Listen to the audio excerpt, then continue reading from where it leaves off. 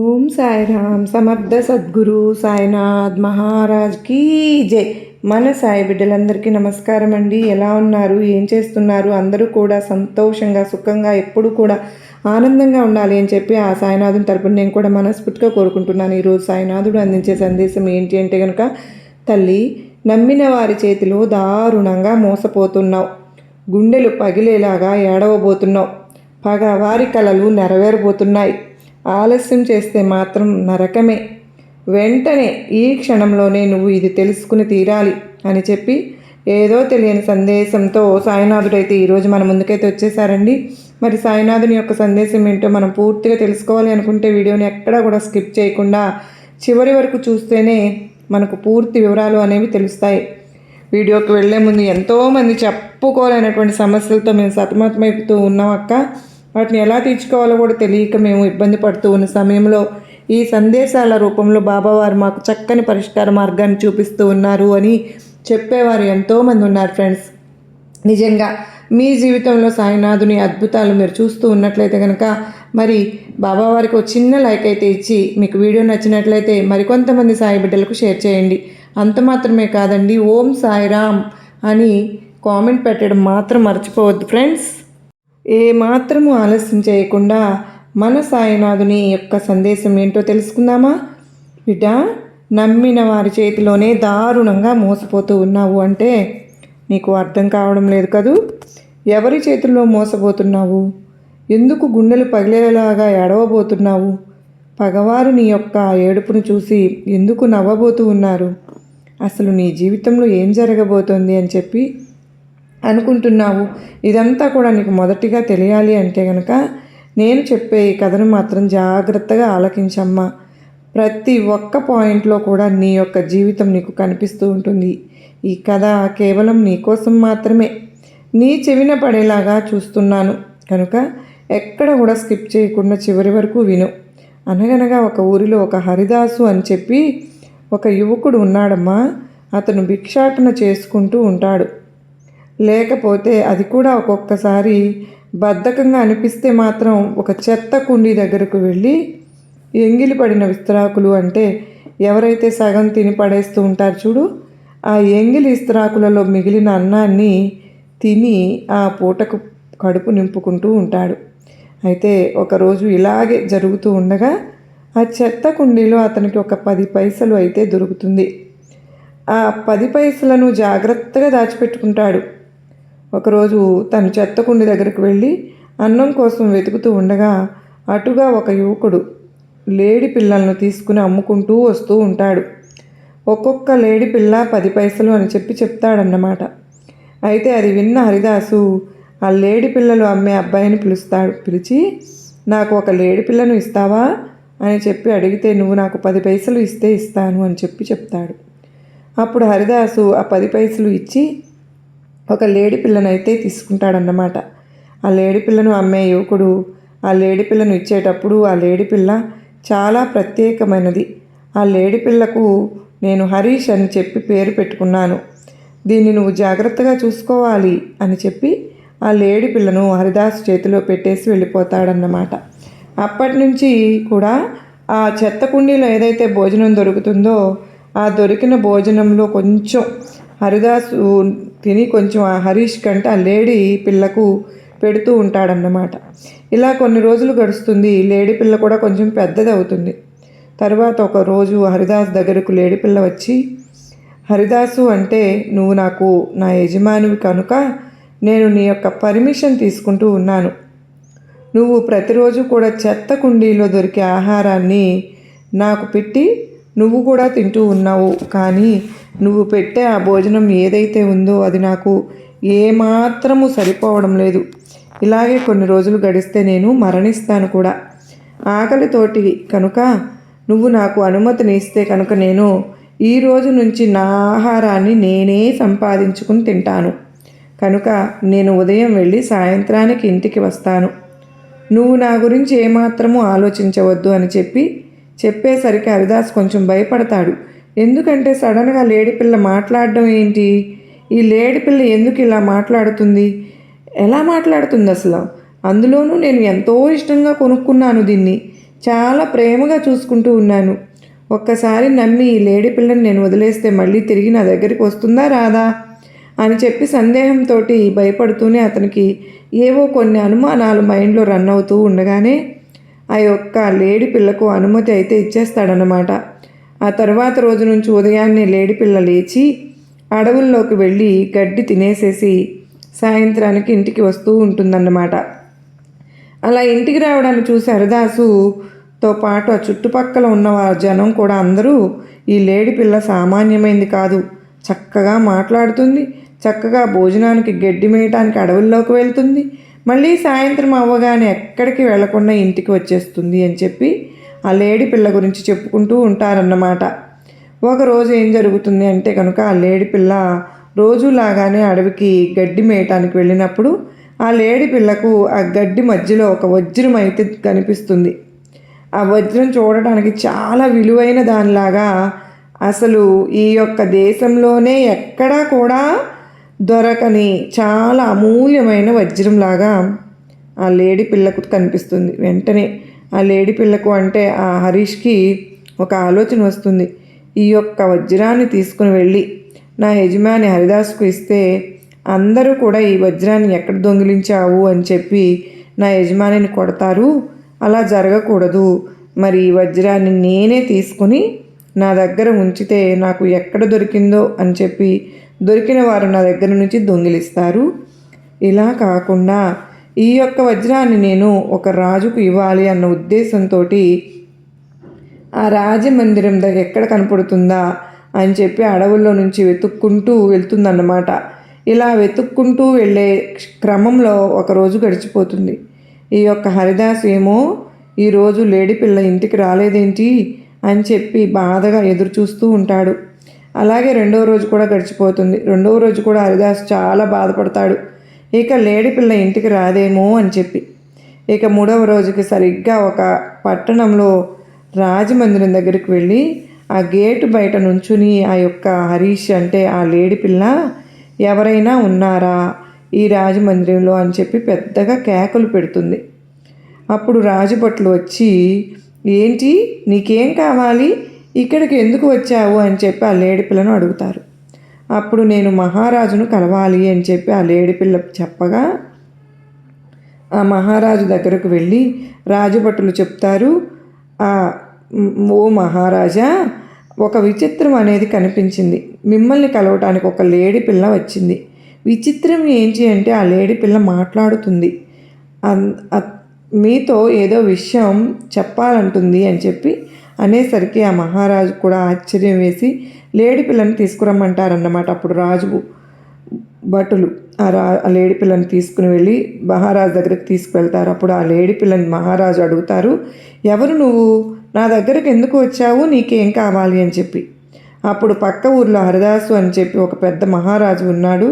ఆ మహారాజుకి మీకు ఒక కూతురు ఉంది అని చెప్పి తెలిసింది, ఎలాగైనా కానీ మీ కూతుర్ని వివాహం చేసుకోవాలి అని చెప్పి నన్ను మీ దగ్గరకు మాట్లాడమని చెప్పి పంపించారు.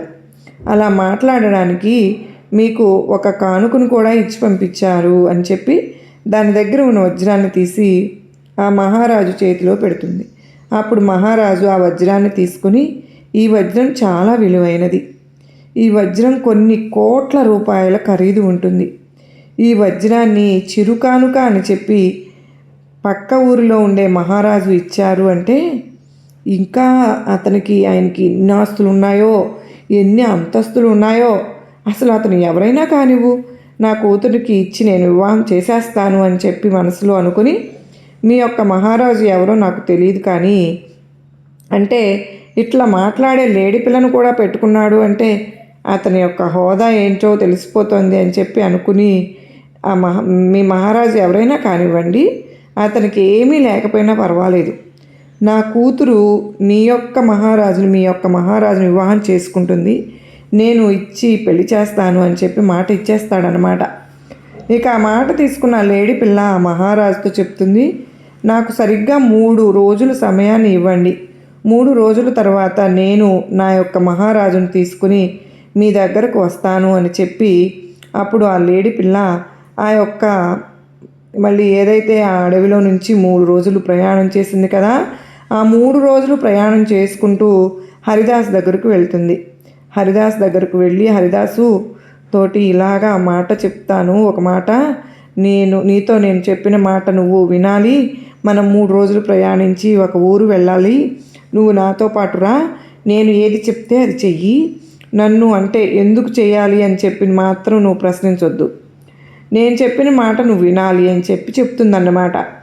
అప్పుడు దానికి హరిదాస్ కూడా సరే అని చెప్పి ఒప్పుకుంటాడు. ఇక తెల్లవారుజామున ప్రయాణం మొదలు పెడతారు. ఇక మొదటి రోజు అడవిలోనే గడిచిపోతుంది. రెండవ రోజు కూడా అడవిలోనే గడిచిపోతుంది. ఇక రెండవ రోజు హరిదాసు అలా కూర్చున్నప్పుడు ఆ లేడి పిల్ల తన యొక్క కాళ్ళతోటి హరిదాసుని విపరీతంగా కొడుతుందన్నమాట. అలా కొడుతూ ఉన్నప్పుడు ఎందుకు కొడుతున్నావు నువ్వు అని చెప్పి అడుగుతాడు. ఇలా కొట్టడం వల్ల వెనుక కారణం ఒకటి ఉంది, నువ్వు అడగవద్దు అని చెప్పాను కదా, మరి నువ్వు అడగొద్దు అని చెప్పిన తర్వాత సరే అని చెప్పి ఆ హరిదాస్ కూడా సైలెంట్గా ఉంటాడు. ఇక 3వ రోజు వచ్చింది. అప్పుడు హరిదాస్కి ఈ యొక్క లేడి పిల్ల ఏం చెప్తుంది అంటే, నేను వచ్చేంత వరకు కూడా నువ్వు ఇదే స్థానంలో ఉండు. నేను మళ్ళీ 2 రోజుల్లో తిరిగి వస్తాను. నువ్వు ఇక్కడి నుంచి ఎక్కడికన్నా వెళ్ళిపోతే కనుక నువ్వు మరణిస్తావు. కనుక ఇక్కడే నువ్వు ఉండాలి అని చెప్పి మాట తీసుకుని మరీ ఆ లేడి పిల్ల మహారాజు దగ్గరకు 2 రోజులు ప్రయాణించి వెళ్తుందన్నమాట. అలా వెళ్ళిన తర్వాత మహారాజు ఆ లేడి పిల్లని అడుగుతాడు, ఏంటి నువ్వు ఒక్కదానివే వచ్చావు, మీ మహారాజు ఏడి అని చెప్పి. అప్పుడు ఆ లేడి పిల్ల ఏడుస్తూ, మహారాజా, దారిలో దారి దుండగులు, అడవి దుండగులు మా మహారాజు మీద అంటే దెబ్బలాడారు. తన యొక్క బట్టలను, విలువైన నగలను, మేము తీసుకున్నటువంటి కానుకలను అన్నింటినీ కూడా దొంగిలించి వెళ్ళిపోయారు. కనుక మా మహారాజు ఎంతో గాయపడ్డారు. తను ఇప్పుడు ఆ విధంగా మిమ్మల్ని కలవడానికి ఇష్టపడడం లేదు. పైగా మా మహారాజు ఒంటి మీద బట్టలు కూడా లేవు అని చెప్పి ఆ లేడి పిల్ల చెప్తుందన్నమాట. దానికి ఆ యొక్క మహారాజుకు చాలా బాధ వేసి వెంటనే రాజభటులను పిలిచి, మన యొక్క రాజమందిరంలో ఏవైతే అన్నింటికంటే ఖరీదైన బట్టలు ఉన్నాయో అవి ఈ లేడి పిల్లతో పాటు మీరు కూడా వెళ్ళి అక్కడ మహారాజు గాయపడ్డారంట, అతనికి ఇవ్వండి అని చెప్తారనమాట ఆ రాజు. అప్పుడు ఆ లేడి పిల్ల అడ్డగిస్తుంది, లేదు మహారాజా, ఒంటి మీద బట్టలు లేవు, మీరు ఎవరు కూడా రావడానికి వీలు లేదు. కేవలం నేను మాత్రమే బట్టలు తీసుకుని వెళ్తాను, తరువాత మేమిద్దరం కలిసి వస్తాము అని చెప్పగా ఆ మహారాజు సరే అని చెప్పి అంటాడు. ఇక ఈ లేడి పిల్ల ఏం చేస్తుందంటే ఆ బట్టలు తీసుకుని హరిదాస్ దగ్గరకు వెళ్ళి ఆ యొక్క రాజు అంటే వేసుకునే బట్టలు, రాజులు వేసుకుంటారు చూడండి, అలాంటి బట్టలు, చాలా విలువైన బట్టలు, ఇంతవరకు హరిదాస్ అవి ఎప్పుడు కూడా చూడలేదు, అంత చక్కగా అందంగా ఉన్నాయి. శుభ్రంగా స్నానం చేసి బట్టలు వేసుకో అని చెప్పి లేడిపిల్ల హరిదాస్కి ఆ బట్టలు ఇస్తుంది. ఇక ఆ లేడిపిల్ల మాటలు విన్న తర్వాత హరిదాసు లేచి శుభ్రంగా గాయాలన్నింటినీ కడుక్కొని స్నానం చేసి ఆ బట్టలు వేసుకుంటాడు. అవి వేసుకున్న తర్వాత నిజంగా ఒక రాజకుమారులాగా కనిపిస్తాడు హరిదాసు. అప్పుడు ఆ లేడిపిల్ల, నువ్వు నా వెనుకే రా, నేను ఏం మాట్లాడొద్దు, నువ్వేం మాట్లాడొద్దు, నేనే మాట్లాడతాను, ప్రతిదీ నేనే మాట్లాడుతూ ఉంటాను, నువ్వు నా వెనుక చెప్పింది చేస్తూ ఉండు, వచ్చేసి అంతే అని చెప్తుందన్నమాట. అప్పుడు ఆ లేడి పిల్లతో పాటు హరిదాసుని కూడా రాజమందిరానికి వెళ్తాడు. ఆ యొక్క మహారాజు బట్టల్లో చూసిన హరిదాసుని చూసి ఆ యొక్క మహారాజు ఎవరైతే ఉన్నారో చాలా సంతోషపడిపోతాడు, ఎంత అందంగా ఉన్నాడు నా అల్లుడు అని చెప్పి. అప్పుడు లేడి పిల్ల వెంటనే ఆ రాజుగారి దగ్గరికి వెళ్ళి కాళ్ళకు నమస్కరించుకో అని చెప్తుంది. అప్పుడు ఆ లేడి పిల్ల మాటలు విని హరిదాసు ఆ రాజుగారి యొక్క కాళ్ళకు నమస్కరించుకుని దండం పెట్టుకోగానే వెంటనే ఆ రాజు అతన్ని కౌగిలించుకుని, నువ్వే నా అల్లుడివి, నా అల్లుడు గారు నువ్వు అని చెప్పి ఆ ఒక హోదానైతే ఇచ్చి కిరీటాన్ని పెట్టి తన కూతురునైతే చెప్పినట్లుగానే వివాహం చేసేస్తాడన్నమాట. ఇలా వివాహం ఇద్దరిది కూడా జరిగిపోయిన తర్వాత 2 రోజులు 3 రోజులు గడుస్తుంది. ఈ 3 రోజులు గడిచిన తర్వాత ఆ యొక్క లేడి పిల్ల హరిదాస్ దగ్గరకు వెళ్ళి, నాకు ఒక ముఖ్యమైన పని ఉంది, నేను 4 రోజుల తర్వాత ఇక్కడికి వస్తాను, నువ్వు అప్పటి వరకు మహారాణితోటి అంటే ఆ రాజకుమార్తెతోటి ఆనందంగా ఉండు, ప్రశాంతంగా ఉండు, 4 రోజుల తర్వాత వచ్చి నేను నిన్ను తీసుకుని వెళ్తాను అని చెప్పగా సరేను అని చెప్పి ఆ లేడి పిల్లను ఒక్కసారి కౌగులించుకుని ఆ యొక్క లేడి పిల్లకు బాయ్ చెప్పేస్తాడనమాట. అలా వెళ్ళిన అలా చక్కగా వెళ్ళిరా అని చెప్పి ఆ లేడిపిల్ల కూడా మహారాజు దగ్గరికి వెళ్ళి, నాకు 4 రోజులు మా రాజుగారు ఎవరైతే ఉన్నారో హరిదాసు రాజుగారు, ఆయన మా యొక్క రాజ్యానికి వెళ్ళి అక్కడ అన్నీ కూడా రాణిగారికి అంటే రాజకుమార్తెకు అన్నీ కూడా రాణిగారికి అంటే రాజకుమార్తెకు తన భార్యకు అన్నీ సిద్ధం చేయమని చెప్పి తన రాజమందిరాన్ని అలంకరించమని చెప్పి పంపించబోతున్నారు. నేను అక్కడికి వెళ్తూ ఉన్నాను. 4 రోజుల తర్వాత మా యొక్క యువరాజు యువరాణి ఇద్దరిని కూడా నేను లాంఛనాలతోటి రాజమందిరానికి తీసుకుని వెళ్తాను అని చెప్పి అక్కడ రాజుగారికి మాట ఇచ్చి లేడిపిల్ల బయలుదేరుతుందన్నమాట. ఆ లేడిపిల్ల బయలుదేరుతూ మనసులో అనుకుంటుంది, నేను ఇప్పుడు హరిదాసుకి ఒక మంచి రాజమందిరాన్ని ఏర్పరచాలి. ఎక్కడ దొరుకుతుంది రాజమందిరం అని చెప్పి అనుకుంటూ ఒక ఊర్లోకి అయితే వెళ్తుంది. ఒక ఊర్లోకి వెళ్ళిన తర్వాత ఒక పెద్ద పాడుపడ్డ బంగళా ఒకటి కనిపిస్తుంది. ఆ లేడిపిల్లకి అలా కనిపించి ఆ యొక్క బంగళాను చూసి, ఇది రాజమందిరంగా మారిస్తే ఎంత బాగుంటుందో అని చెప్పి ఆ బంగ్లాలోకి వెళ్తుంది. అలా వెళ్ళిన తరువాత ఈ యొక్క లేడిపిల్లకు ఒక పెద్దావిడ కనిపిస్తుంది. ఎవరు లేరా ఇక్కడ అని చెప్పి లేడిపిల్ల అడిగిన తర్వాత ఆ పెద్దావిడ, ఎవరు నువ్వు, ఇక్కడికి ఎందుకు వచ్చావు, ఇక్కడికి వస్తే నీ ప్రాణానికే ప్రమాదం, ఇక్కడ ఒక పెద్ద పాము ఉంటుంది అని చెప్పి ఆ యొక్క పెద్దావిడ ఆ యొక్క లేడిపిల్లతోటి చెప్తూ ఉంటే, అమ్మా నువ్వేం భయపడకు, అసలు ఈ రాజమందిరం ఎవరిది, నువ్వు ఎవరు, ఆ పాము ఎవరు, ఇక్కడ ఎందుకు ఉంటున్నారు అని చెప్పగా అప్పుడు ఆ పెద్దావిడ చెప్తుంది, ఈ రాజమందిరంలో ఎన్నో కోట్ల ఖరీదు చేసే వజ్రాలు, బంగారం, వైడూర్యాలు, ఖజానా అనేది ఉంది. ఇది వెనుకటి రోజుల్లో రాజులది. ఈ ఖజానా అంతటికీ కూడా ఒక 5 తలల నాగుపాము కాపలా ఉంటుంది. ఎవరైనా కానీ ఈ రాజమందిరంలోకి కొత్త వాళ్ళు వస్తే ఆ పాము తన కాటుతోటి చంపేస్తుంది. నేను ఈ రాజమందిరాన్ని శుభ్రం చేస్తూ ఉంటాను కనుక నన్ను ఏమీ చెయ్యదు ఆ పాము. నువ్వు ఇక్కడే కొంచెం సేపు ఉంటే ఆ పాము వచ్చి నిన్ను కాటేస్తుంది అంటే, లేదమ్మా నువ్వు ఏమీ భయపడకు, నేను ఈ యొక్క రాజమందిరాన్ని నా యజమానికి ఇద్దాము అని చెప్పి అనుకుంటున్నాను. నేను చెప్పే మాట వినడం వల్ల ఈ మందిరంలో మనం జీవితాంతం ఉండవచ్చు. ఆ యొక్క ఖజానాకి కూడా మనం చక్కగా అనుభవించవచ్చు. జీవితాంతం నేను నిన్ను ఒక తల్లిలాగా చూసుకుంటాను అని చెప్పి నీకు ఈ చెర కూడా తగ్గుతుంది అని చెప్పి ఆ యొక్క లేడిపిల్ల ఆ పెద్దావిడితోటి చెప్పగా పెద్దావిడ కూడా సరే అంటుందన్నమాట. ఇక ఇద్దరూ కలిసి ఒక ప్లాన్ చేసుకుని ఆ పాము వచ్చే సమయానికి ఒక ఉచ్చు లాంటిది తయారు చేసి ఆ పాము మెడకు ఉచ్చు బిగించి దాన్ని ఉరితీసి చంపేస్తారు. ఆ పాము చచ్చిపోవడంతో ఆ పెద్దావిడ చాలా సంతోషిస్తుంది. తరువాత ఆ లేడిపిల్ల పెద్దావిడితోటి చెప్తుంది, అమ్మ నేను నా యొక్క యజమానిని తీసుకురావడానికి వెళ్తున్నాను. నేను తిరిగి వచ్చేసరికి 4 రోజులు సమయం పడుతుంది. ఈ 4 రోజుల్లో ఈ యొక్క రాజమందిరాన్ని చక్కగా అలంకరించి అందంగా సిద్ధం చేసి పెట్టండి. ఈ యొక్క నా యజమానితో పాటు ఆ ఒక యువరాణి కూడా తన భార్య, వాళ్ళ యొక్క తండ్రి గారు మహారాజు గారు, కొంతమంది భటులు వీళ్ళందరూ వస్తారు కనుక రాజమందిరంలో ఏ విధమైన ఏర్పాట్లు ఉంటాయో అవన్నీ ఇక్కడ సిద్ధంగా ఉంచాలి అని చెప్పగా ఆ పెద్దావిడ సరే అంటుందన్నమాట. ఇక ఈ యొక్క లేడీ పిల్ల ఏదైతే హరీష్ ఉన్నాడో ఆ లేడీ పిల్ల తన యొక్క యజమాని దగ్గరకు మళ్ళీ అడవిలో ప్రయాణిస్తూ వెళ్ళగా 2-3 రోజులు టైం పడుతుంది. తరువాత ఆ యొక్క రాజమందిరానికి చేరుకోగానే ఆ యొక్క లేడీ పిల్లను చూసి హరిదాస్కు ఎంతో సంతోషం వచ్చి వెంటనే దగ్గరకు వెళ్ళి హత్తుకుంటాడు అన్నమాట. అలా హత్తుకున్న తర్వాత ఇక మనం బయలుదేరే సమయం వచ్చింది, నీకోసం అన్నీ ఒక రాజమందిరాన్ని నేను సిద్ధం చేశాను, అక్కడికి వెళ్ళిపోదాం మనం రేపు అని చెప్పగా ఇక సరేనని చెప్పి ఆ యొక్క హరిదాస్ కూడా ఒప్పుకుంటాడు. ఇక తరువాత తెల్లవారుజామున హరిదాసు తన భార్య, మహారాజు, కొంతమంది రాజభటులు ఆ యొక్క యువరాణిని ఇవ్వాల్సినటువంటి కట్నాలు, కానుకలు, వజ్రాలు, వైడూర్యాలు, ఖజానాలు ఇవన్నీ కూడా తీసుకుని అడవిలో నుంచి ప్రయాణం మొదలుపెట్టగా సరిగ్గా 4వ రోజుకి ఆ బంగ్లా దగ్గరికి వెళ్తారు. ఆ బంగ్లా దగ్గరికి వెళ్ళిన తర్వాత ఈ పెద్ద రాజు ఎవరైతే ఆ పిల్ల నాన్నగారు ఉన్నారో ఆయన ఆ మందిరాన్ని చూసి చాలా బాగుంది, చాలా చాలా పెద్ద రాజమందిరం, నిజంగా ఈ హరిదాసు అనే రాజు చాలా పెద్ద రాజు, చాలా ఖజానా ఉంది, ఇక్కడ అని చెప్పి అవన్నీ చూసి సంతోషపడిపోతూ ఉంటాడన్నమాట.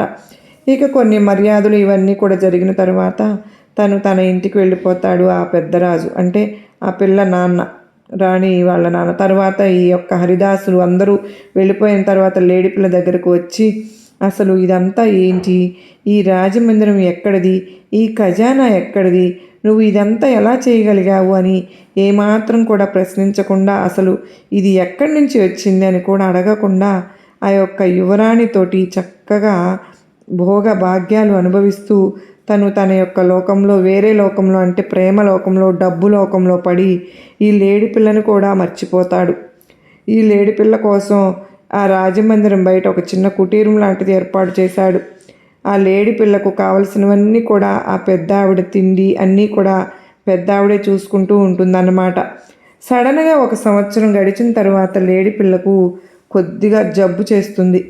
జబ్బు చేసినప్పుడు ఆ లేడి పిల్ల పెద్ద ఆవిడతోటి అంటుంది, అమ్మా నాకు ఒంట్లో బాగాలేదు అని చెప్పి నా యజమానికి చెప్పు, ఒక్కసారి నా యజమానిని నాకు చూడాలనిపిస్తోందమ్మా అని చెప్పగా ఆ లేడి పిల్ల బాధ చూడలేక పెద్ద ఆవిడ ఏడుస్తూ యువరాజు దగ్గరికి వెళ్ళి, మహారాజా, లేడి పిల్ల అంటే హరీష్ చాలా అనారోగ్యంతో బాధపడుతున్నాడు, మిమ్మల్ని చూడాలి అని చెప్పి అంటూ ఉన్నాడు, ఒక్కసారి మీరు వచ్చి కనిపించండి, తనకి ఏదైనా వైద్యాన్ని అందించండి అని చెప్పగా, ఏదో ఒక చిన్న లేడి పిల్ల ఏదో ఒక 10 పైసలు పెట్టి కొన్నాను, దాన్ని చూడడానికి నేను రావడం ఏంటి, ఎర్రజొన్నలు పెట్టేసేసి తన ఆరోగ్యం బాగైపోతుంది, నేను రావాల్సిన పని లేదు, వెళ్ళిపో అని చెప్పి గదిమేసరికి అక్కడి నుంచి ఆ పెద్ద ఆవిడ ఆ హరీష్ దగ్గరకు వచ్చి జరిగిందంతా చెప్తే ముందు నమ్మలేదు ఆ లేడి పిల్ల. నా యజమాని నన్ను చూసి హత్తుకునే యజమాని ఎప్పుడు హరిదాస్ అలా ఎందుకు అంటాడు, డబ్బు అన్నిటినీ మారుస్తుంది కదా అని చెప్పి ఆలోచించుకుని అలానే ఉంటాడు. అలా కొన్ని రోజులు, మళ్ళీ ఒక 15 రోజులు 20 రోజులు గడిచిన తర్వాత తన నోటి వెంట రక్తం వస్తూ ఉంటుంది. ఆ హరీష్ అంటే లేడిపిల్ల నోటి నుండి రక్తం వస్తుందన్నమాట. ఆ రక్తం వచ్చేటప్పుడు ఆ యొక్క పెద్ద ఆవిడతోటి, అమ్మ నా నోటి వెంట రక్తం వస్తుంది, నాకు శ్వాస కూడా సరిగ్గా ఆడడం లేదు, నాకు అర్థమైపోతుంది నేను ఇక బ్రతకను అని చెప్పి కనుక ఒక్కసారి నా యజమానిని చివరిసారిగా చూడాలనిపిస్తోందమ్మా, నా యజమానిని పిలుచుకురా అమ్మా అని చెప్తాడు హరీష్. లేడిపిల్ల తన బాధ చూడలేక పెద్ద ఆవిడ ఏడుస్తూ ఆ యువరాజు దగ్గరికి వెళ్ళి జరిగిందంతా చెప్తే, నేను దాన్ని చూడడానికి వచ్చేది ఏంటి, నాకేం పని పాట లేదనుకున్నావా, ఎప్పుడో 10 పైసలు పెట్టుకున్నాను, అయినా చిరకాలం బ్రతకడానికి ఏమైనా మనుషులా, అది ఒక జంతువు, ఏంటి ఉంటే ఉంటుంది, పోతే పోతుంది, వెళ్ళిపో అని చెప్పనేసరికి పెద్ద ఆవిడ వచ్చి, ఇలా మాట్లాడుతున్నారమ్మా అని, మామూలు లేడిపిల్ల మన కుటుంబంలో ఒక పాత్ర ఉంది, దాన్ని ప్రత్యేకంగా మనం చూసుకోవాల్సింది పోయి ఇలా మాట్లాడుతున్నాం అంటే, లేదు నాకు తెలియదు, అది ఒక జంతువు, దాన్ని ఒక 10 పైసలకు కొన్నాను, నువ్వు దాన్ని గురించి అంతగా ఆలోచించకు, అంతగా బాధపడకు, అంతా ఇది లేదు దానికి అని చెప్పగా యువరాణి కూడా సైలెంట్ అయిపోతుంది యువరాజు చెప్పినప్పుడు. ఇక తీరా కొన్ని రోజులు గడిచాక ఆ లేడిపిల్ల పాపం తన యజమానిని చూడాలి అంటే, హరిదాసుని చూడాలి అన్న ఇది కూడా ఆ ఆశతోటి దిగులు పెట్టుకుని మనోవేదన చెందిపోయి జబ్బుతోటి చనిపోతుందన్నమాట. పాపం చనిపోయిన తర్వాత ఈ పెద్ద ఆవిడ దాన్ని ఎంత లేపినా కూడా హరీష్ అని చెప్పి అంత లేపినా కూడా లెగవకపోయేసరికి ఆవిడకి దుఃఖం ఆగక పరిగెత్తుకుంటూ మహారాజు దగ్గరికి వెళ్ళి, హరీష్ చచ్చిపోయాడు అని చెప్పేసరికి, పోనీ చచ్చిపోతే అదేమన్నా మనిషా, నేను 10 పైసలకు కొన్నాను, అది ఎంతకాలం బతుకుతుంది, పోతే పోయింది అని చెప్పి వదిలేసేయండి అని చెప్పి దాన్ని తీసుకెళ్ళి పాత బావిలో పడేయండి అని చెప్తాడనమాట. అప్పుడు ఆ భార్యకు బాధేస్తుందన్నమాట. అదేంటి ఇలా మాట్లాడుతున్నారు, మీరు ఎంత కఠినంగా మాట్లాడుతున్నారు ఏంటి, అది మన కుటుంబంలో ఒక సభ్యురాలు చనిపోయిందంటే కనీసం దానికి మర్యాద కూడా లేకుండా నువ్వు రాకపోయావు, నేను వెళ్తాను అని చెప్పి వెంటనే జరిగిందంతా తన తండ్రికి లేఖ రాసి ఆ యువరాణి ఆ లేడీ పిల్ల దగ్గరకు వచ్చి దాని దగ్గరకు తీసుకుందామని చెప్పి అనుకునేసరికి ఈ యువరాజు కూడా బయటకు వచ్చి రాజు భటులకు చెప్పి దాన్ని బావిలో పడేపిస్తాడన్నమాట. ఇలా బావిలో పడేసిన తర్వాత పెద్ద ఆవిడకి జరిగిందంతా కూడా యువరాజుకు చెప్తుంది. అసలు హరిదాసు ఎవరు, ఆ లేడీ పిల్ల ఎలా వచ్చింది, తనను పెళ్లి చేసుకోవడానికి ఏం చేసింది, ఆ వజ్రం సంగతి, ఆ పెళ్లి సంగతి, ఆ రాజమందిరం సంగతి, డబ్బు గురించి, నగల గురించి అన్నీ కూడా చెప్తాడన్నమాట. అన్నీ కూడా చెప్తుంది ఆ అమ్మాయి ముసలమ్మ. అప్పుడు జరిగిన మోసం అంతా కూడా తన తండ్రికి చెప్తుందన్నమాట. జరిగింది ఇలా జరిగింది, ఇలా జరిగింది. బావిలో నుంచి ముందు ఆ లేడి పిల్లను తీసి రాజు లాంఛనాలతో ఆ యొక్క లేడి పిల్లకు అంత్యక్రియలు జరిపిస్తారు ఆ పెద్ద మహారాజు. జరిపించిన తర్వాత ఈ యొక్క యువరాజును కూడా బాగా కొట్టి తను చేసిన మోసానికి అంతా కూడా తనకు శిక్ష పడేలాగా చేసి, తను ఎక్కడైతే పుట్టి పెరిగాడో, ఎక్కడైతే ఏ చెత్త కుండి దగ్గర అయితే తన యొక్క ఆకలిని తీర్చుకున్నాడో, చివరకు ఆ చెత్త కుండి దగ్గర పడేస్తాడన్నమాట. అలా పడేసిన తర్వాత మళ్ళీ ఆ యువరానికి మరొక పెద్ద మహారాజుని ఇచ్చి పెళ్లి చేస్తాడు. ఆ యొక్క మహారాజు సంతోషంగా ఉంటాడు, ఆ యువరాణి సంతోషంగా ఉంటుంది.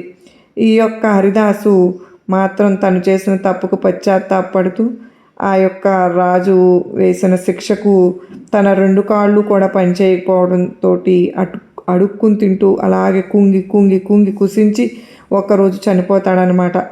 అయితే ఈ కథ ద్వారా సాయినాథుడు ఏమి చెప్పాలనుకున్నటువంటి నీతి ఏంటి అంటే కనుక ఆ యొక్క యజమాని కోసం ఒక మూగజీవి ఎంత చేసింది, తనను ఒక ఉన్నత స్థాయిలో నిలబెట్టాలి అని చెప్పి చూసింది, తనకి డబ్బు వచ్చేలాగా చూసింది, తను ఒక పెద్ద ఇంటికి అల్లుడయ్యేలాగా చూసింది, తనకు ఏ లోటు లేకుండా, తను కష్టపడకుండా తనకు ఒక మహారాజు హోదాని ఇచ్చింది. ఇవన్నీ కూడా చేసింది తనే అని చెప్పి తెలిసినా కూడా తనని ఒక మూగజీవిలాగానే, ఒక జంతువులాగానే చూసి చివరకు తను చనిపోయేటప్పుడు కూడా తన దగ్గర లేకుండా పాపం చేశాడు. ఆ హరిదాసు ఆ పాపానికి తగిన శిక్ష అనేది పడింది. అలాగే తల్లి, నువ్వు ఎవరినైతే ఇప్పటి వరకు నమ్మావో, నమ్మి చేరదీశావో, నా అని చెప్పి అనుకున్నావో వారికి అన్నీ కూడా భోగభాగ్యాలు అందించావు. చివరకు వారు సెటిల్ అయిపోయిన తర్వాత ఒక రోజున నువ్వు ఎవరో నేను ఎవరో అన్నట్లుగా వారు నీతో మాట్లాడుతూ ఉంటే గుండెలు పగిలేలాగా ఏడ్చావు. ఈ యొక్క జరిగినవన్నీ గుర్తు చేసుకుని మానసికంగా కృంగిపోయావు. అలాగే పగవారు కూడా నిన్ను చూసి నవ్వుకునేలాగా వారు చేస్తే ఏం చేయాలో కూడా అర్థం కాక నోరు నీకు మూగపోయింది కదూ. చాలా వరకు కూడా నరకాన్ని చూశావు. ఇదంతా కూడా ప్రస్తుతానికి జరుగుతున్నది మాత్రమే, కానీ భవిష్యత్తులో దీని యొక్క పరిణామాలు అనేవి చాలా తీవ్రంగా ఉంటాయి. ఎవరినైతే ఒక హోదాలో ఉంచావో తిరిగి వారు మళ్ళీ యథాస్థాయికి పడిపోయే రోజు అనేది వస్తుంది. ఇది కలికాలం బిడ్డ. కలికాలంలో ఈ జన్మలో చేసిన ఆ పాపాలు ఏవైతే ఉన్నాయో అవి ఈ జన్మలోనే అనుభవించి తీరాలి. కనుక నువ్వు అంతలాగా బాధపడవద్దు. నీ నుంచి నీతో ఎల్లప్పుడూ కూడా నీ మంచి ఉంటుంది. నువ్వు బ్రతికినంతకాలం అండగా తోడుగా అది నిన్ను రక్షిస్తూ ఉంటుంది నువ్వు చేసిన మంచి అని చెప్పి ఈరోజు సాయినాథుడు మనకు చాలా అత్యద్భుతమైనటువంటి సందేశాన్ని ఈ కథ రూపంలో అందించారు కదండి. మరి ఈ సందేశంలో ఉన్న ఆంతర్యాన్ని మనందరము కూడా గ్రహించాం కదా. మరి ఈ కథలోని నీతి మనందరికీ కూడా గొప్ప నమ్మకాన్ని, ధైర్యాన్ని కలిగించింది కదూ. నచ్చింది కదూ. నచ్చింది అనుకుంటున్న ప్రతి ఒక్కరూ నచ్చింది అనిపిస్తే కనుక వీడియోకి ఒక చిన్న లైక్ అయితే ఇచ్చిన వెంటనే మీకు హైప్ అనేది కూడా వస్తుందండి. హైప్ ఇవ్వండి. కింద కామెంట్ సెక్షన్లో ఓం సాయిరామ్ అని చెప్పి కానీ ఓం నమశివాయ అని కానీ కామెంట్ చేయడం మాత్రం అసలు మర్చిపోవద్దండి. మొదటిసారిగా మన సాయిబాబా సన్నిధి ఛానల్లోకి మీరు వచ్చినట్లయితే మన ఛానల్ని ప్లీజ్ అండి తప్పకుండా సబ్స్క్రైబ్ చేసుకుని నాకు సపోర్ట్ అందించండి. మరో చక్కని సాయినాథుని సందేశంతో మీ అందరికీ కలుస్తాను.